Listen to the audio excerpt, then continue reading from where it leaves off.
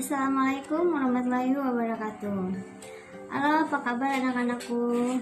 Mudah-mudahan kalian sehat semuanya ya. Nah, sekarang kita mulai pembelajaran kita ya. Coba kalian keluarkan buku paket kalian. Sekarang kita sudah memasuki tema 8, yaitu tentang daerah tempat tinggalku. Coba kalian buka di halaman 2 ya, pembelajaran 1 subtema 1. Sudah? Nah, Ibu akan menjelaskan sedikit ya tentang di sini tentang lingkungan tempat tinggalku. Dibuka di halaman 1 subtema 1. Lingkungan tempat tinggalku. Tempat tinggal adalah tempat manusia menetap untuk berteduh dari keadaan alam, serta tempat melaksanakan hak dan kewajibannya dalam menjalani hidup. Tempat tinggal manusia banyak berwujud rumah. Tempat tinggal merupakan kebutuhan utama bagi manusia. Setiap manusia tentu menginginkan lingkungan tempat tinggal yang nyaman untuk kehidupannya ya. Contoh kayak tempat tinggal kita juga menginginkan tempat tinggal yang nyaman, yang bersih ya, agar kehidupan kita sehari-hari makin sehat.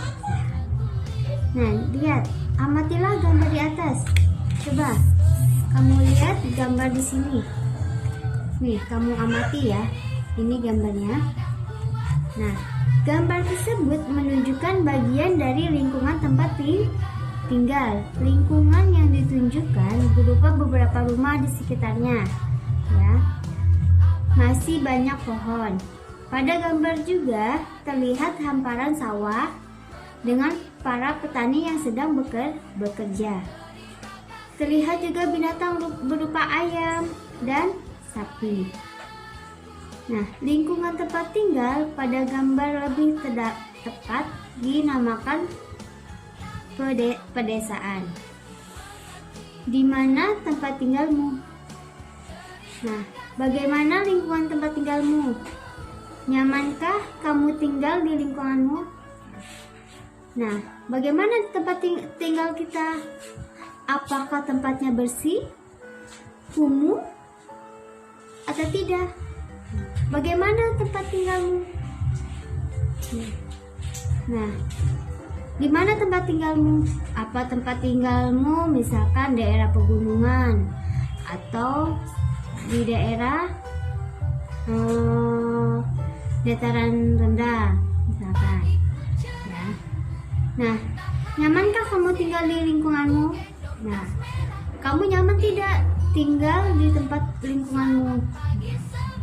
Nah, ceritakan tentang lingkungan tempat tinggalmu. Nah, nyamankah kamu dengan lingkungan tempat tinggalmu? Apa alasanmu?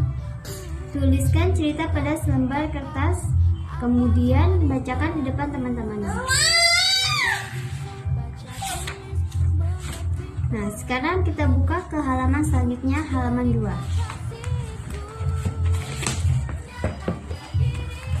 Aku dan keluargaku berasal dari Jawa Barat. Di Jawa Barat terdapat banyak tempat wisata, di antara Telaga Warna. Apa kamu pernah mendengar cerita asal mula Telaga Warna? Ayo kita cari tahu. Nah, Udin dan keluarga sedang berlibur di daerah asalnya, yaitu Jawa Barat. Di lingkungan tempat tinggal Udin di Jawa Barat terdapat tempat wisata Telaga Warna. Nah, Telaga Warna terletak di kawasan Puncak Bogor. Saat Udin berwisata di Telaga Warna, ayah Udin menceritakan asal mula Telaga Warna. Nah, cerita asal mula Telaga Warna merupakan cerita turun-temurun yang terkenal di daerah tersebut. Bagaimana cerita asal mula Telaga Warna? Mula Telaga Warna ya. Bacalah nah dalam cerita asal mula Telaga Warna berikut. Nih, Ibu bacanya sebentar ya. Asal mula Telaga Warna. Dahulu kala di Jawa Barat ada raja dan permaisuri yang belum dikaruniai anak. Nah, padahal mereka sudah bertahun-tahun menunggu. Akhirnya raja memutuskan untuk bertapa di hutan. Di hutan raja terus berdoa kepada yang maha kuasa. Raja meminta agar segera dikaruniai anak, ya. Doa raja pun terkabul. Permaisuri melahirkan seorang bayi perempuan. Raja Permaisuri sangat bahagia. Seluruh rakyat juga bersuka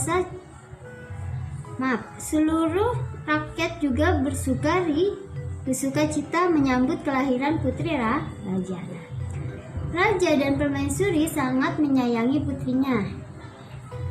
Nah, mereka juga sangat memanjakannya. Segala keinginan putrinya dituruti.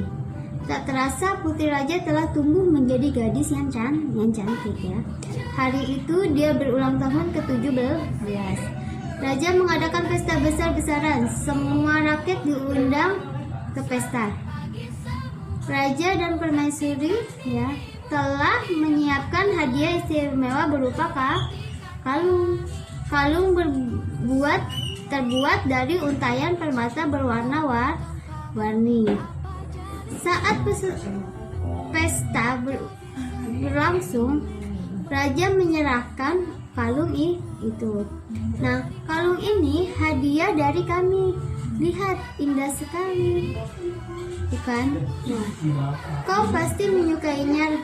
Nah, kata raja. Raja bersiap mengalungkan kalung itu ke leher putrinya. Sungguh di luar dugaan, putri menolak mengenakan kalung itu. Aku tak suka kalung ini, ayah, tolak putri dengan kasar. Raja dan permaisuri terkejut.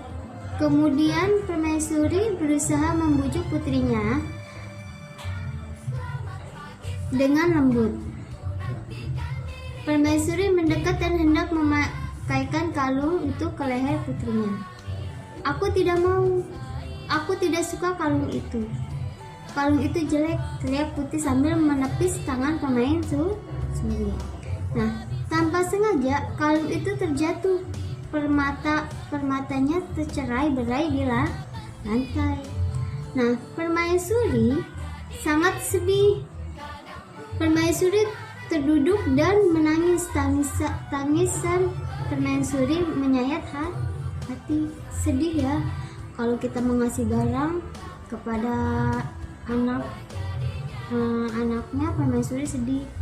Dia memberikan kalung, ya, tapi anaknya menolaknya, dibilang jelek, padahal kalungnya sangat bagus, ya.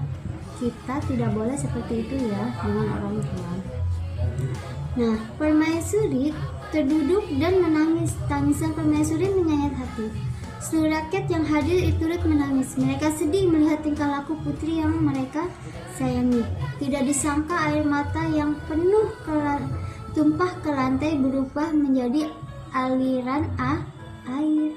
Nah, aliran air menghanyutkan permata-mata yang berserakan. Air tersebut mengalir ke luar istana dan membentuk danau. Anehnya, air danau berwarna-warni seperti warna-warna permata kalung putri. Kini danau itu dikenal dengan nama Telaga Warna. Nah, anak-anak, cerita asal mula Telaga Warna ini tentang tentang permaisuri yang tidak mempunyai anak, ya, selama bertahun-tahun. Akhirnya raja pergi ke hutan dan berdoa untuk meminta kepada Yang Maha Kuasa untuk dikasihkan keturunan. Setelah ia mendapatkan keturunan, ya, apa hasilnya? Anaknya itu, ya, membuat sedih hati orang tuanya.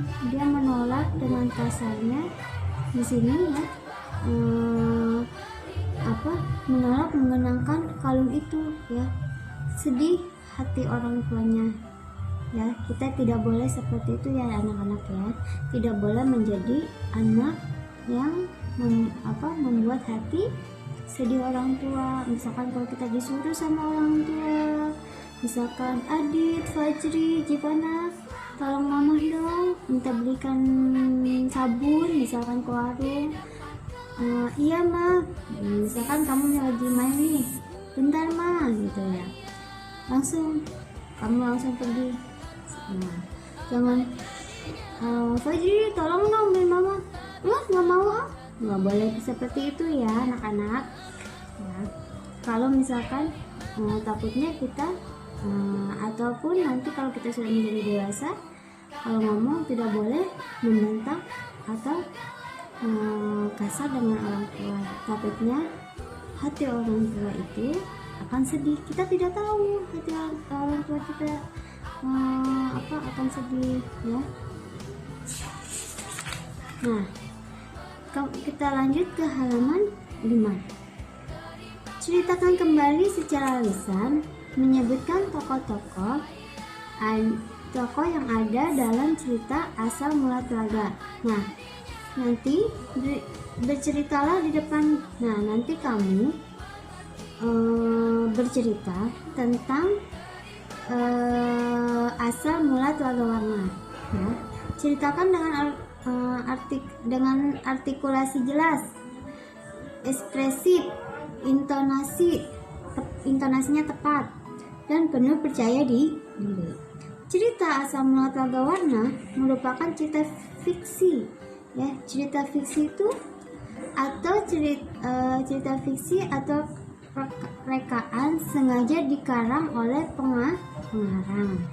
Cerita fiksi diolah berdasarkan pandangan, tafsiran, dan penilaian pengarang mengenai peristiwa-peristiwa baik yang pernah terjadi secara nyata maupun hanya dalam khayalan pengarang. Nah, cerita fiksi dinikmati pembaca sebagai sarana hiburan. Nah, di sini ya, ada nanti kamu ceritakan asal mula telaga warna. Nah, setelah kamu ceritakan di sini di halaman 4, nanti jawab pertanyaan berikutnya ya. Siapa tokoh yang terdapat dalam cerita tersebut? Yang tadi kamu baca asal mula telaga warna itu siapa di dalam tokoh cerita tersebut? Di mana raja melakukan pertapaan. Nah, apa hadiah yang disiapkan raja dan permaisuri? Apa yang disiapkan raja dan permaisuri untuk ulang tahun putrinya? Nah, mengapa permaisuri bersedih dan menangis? Nah, bagaimana sifat putri dalam cerita tersebut? Sifat putri itu dalam cerita tersebut itu bagaimana ya? Nah, di sini nanti kalian di halaman 5 ini di bawahnya ada ayo berdiskusi. Carilah informasi tentang cerita fiksi dan ciri-cirinya dari berbagai sumber. Lakukan kegiatan ini bersama teman-teman sebangkumu. Diskusilah informasi yang kalian peroleh. Kemudian, tulislah informasi yang kamu peroleh. Nanti, kamu boleh berdiskusi dengan kakak kamu di rumah ya, tentang cerita fiksi dan ciri-cirinya dari berbagai sumber. Kamu cari dari berbagai sumber cerita fiksi itu seperti apa. Nah, kita paham kan? Nah, sekarang coba dibuka di halaman 6. Nih, di dekat rumah Udin di Jawa Barat juga terdapat taman bermain. Udin dan saudara-saudara sepupunya bermain di sana. Dita ingin bermain ayunan. Udin membantu Dita menarik dan mendorong ayunan. Nih, sekarang kamu amati gambarnya. Lihat, di sini ada gambar, kamu lihat ya, kamu amati.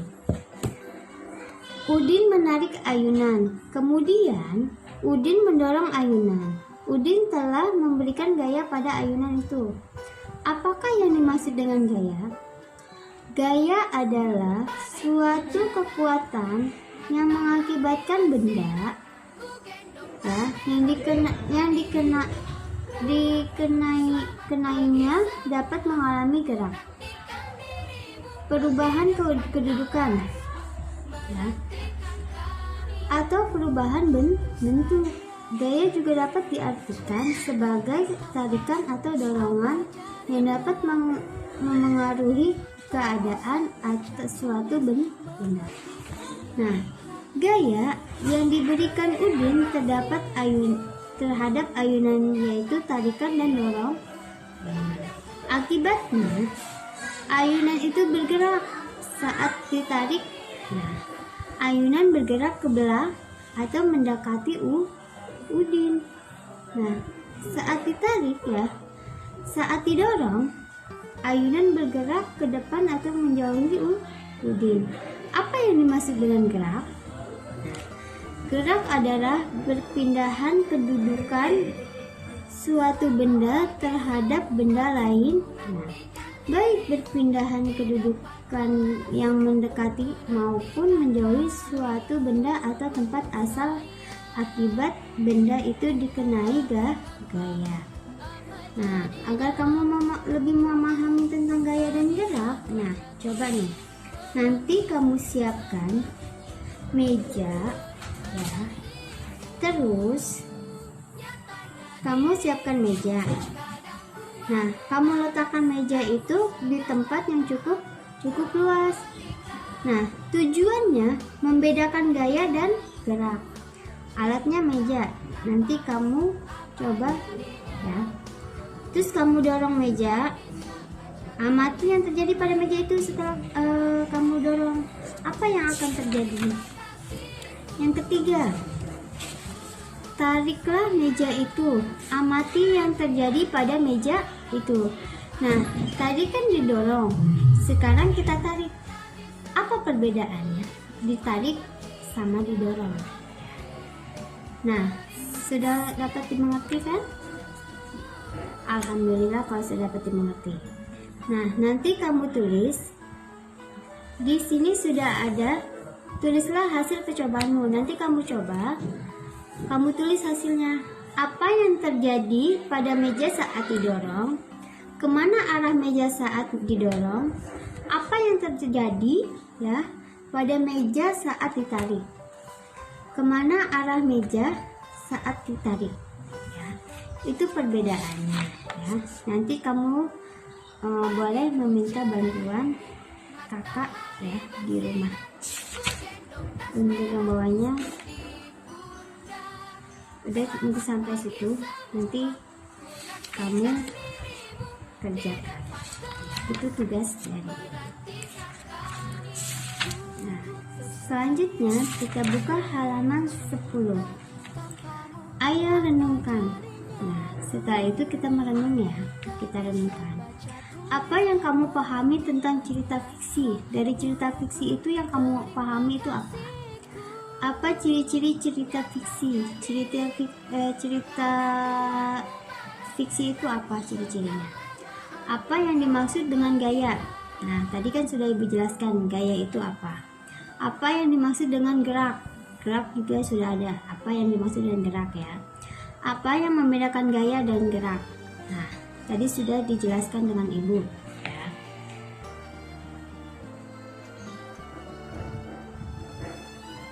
Nah, mungkin ada yang mau ditanyakan sampai sini, ya.